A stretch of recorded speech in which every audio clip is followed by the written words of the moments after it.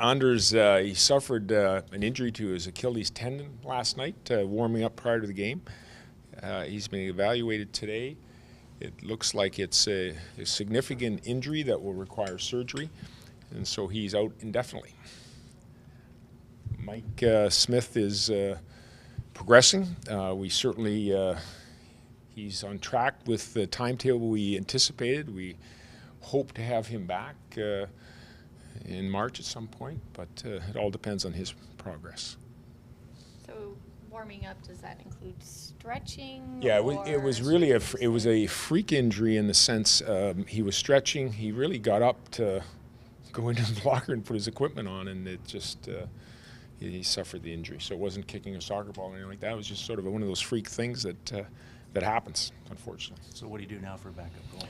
Well, we brought Nicholas Trutley up, who's been getting the bulk of the work in Springfield in the American League, and it's a good opportunity for him. It's just like Louis Domingue. I mean, Louis done a terrific job for us. He's going to have to carry the load until Mike gets back. In the meantime, Nicholas now gets his chance to back up, and maybe he'll get a game.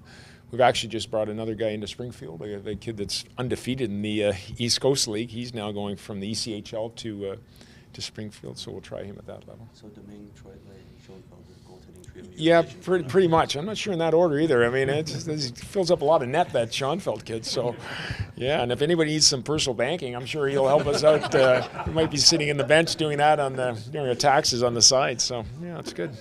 No, I saw him after the game, and he was a big smile on his face. It was a good night for him. When will you know if he has to have surgery? Like, when do you expect to know that clarity soon, whether or not he will have to have it? Within a day, we'll know for sure. How's he handling it, Don? Have you had a chance to talk to him about all this? Last night, but he was pretty shook up. Obviously, this is a significant injury that it's going to take time to heal, and I'm sure he's looking at his future and wondering what that is in store. But he's still young enough, and hopefully he gets through it. Dylan Reese had a similar type injury in August training. He just came back last week. Does this solidify Louis' role for now in the interim pretty much? I mean, Louis or Schoenfeld, one of the two of them have to be. Yeah.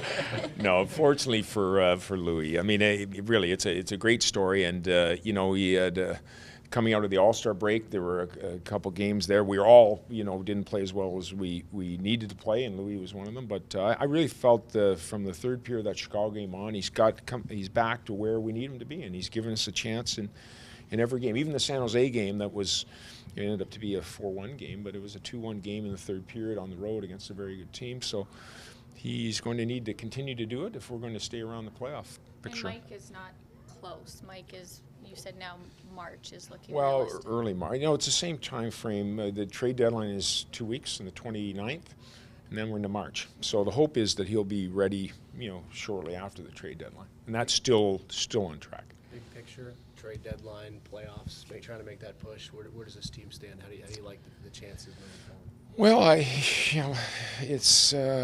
we have some difficult games coming up now going into the trade deadline. We have Dallas have the second best record in the league, I believe, and then we play St. Louis. I think they're fourth, and then we play Washington, the best record in the league.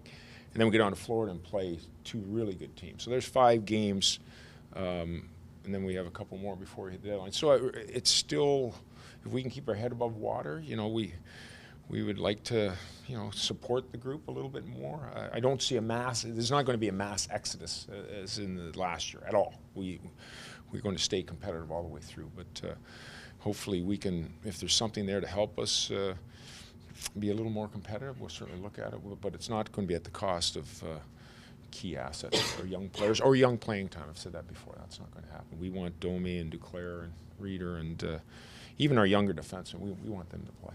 Don, obviously, Louis had been taking the bulk of the starts in Mike's absence, but for Anders' sake, to lose him, how do you interpret that? Because he was a player that you had penciled, obviously, into your top 20. So how does the team interpret this as adversity, just another tough blow, but you have to soldier on? Injuries are part of the sport. I heard this morning Nick Merkley hurt his knee last night, and he's going to be out for a long. It's just it's the nature of the beast. Unfortunately, this is the first time since I've been here that we've had both our top 2 goalies coming in this season. They're out for a significant time.